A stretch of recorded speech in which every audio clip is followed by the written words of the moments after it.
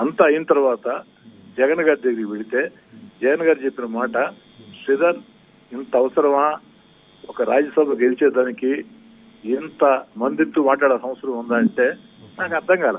తప్పదు కదా, నాకు ఎలక్షన్ లో పోటీ చేస్తే గెలవాలి కదా అని చెప్పాను.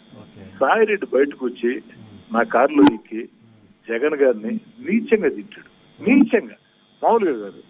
ఏం శ్రీధర్ నన్ను పోటీ పెట్టాడు, మద్రాసులో ఉండే నా ఇళ్ళు అమ్మిచ్చాడు, వైకాపా ఎమ్మెల్యేలకు డబ్బులు ఇప్పించాడు, అయినా పనిగాల నువ్వు వెంకయ్యనాయుడు గారితో మాట్లాడి పోటీ లేకుండా చేశావు, నిజంగా అభినందించాల్సింది పోయి అంత అవసరం అంటాడు.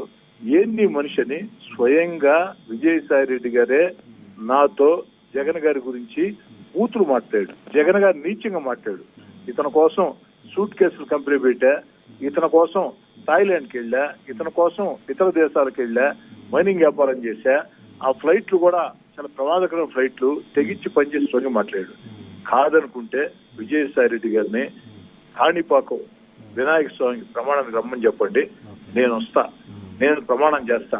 మహా టీవీలో ఈ రోజు నేను చెప్పిన ప్రతి మాటకి నిజమని నేను ప్రమాణం చేస్తా, ప్రతి మాట అబద్ధం అని సాయిరెడ్డి గారిని ప్రమాణం చేయమని చెప్పండి.